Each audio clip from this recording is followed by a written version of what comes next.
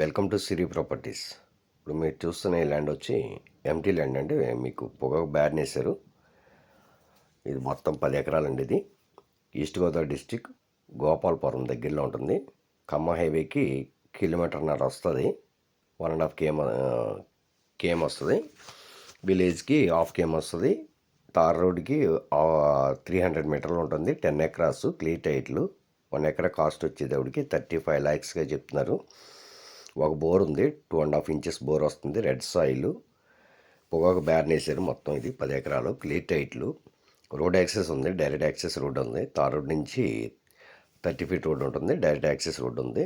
300 మీటర్లో ఉంటుంది. పక్కన పామాయిల్ వేసారు, చాలా బాగుంది.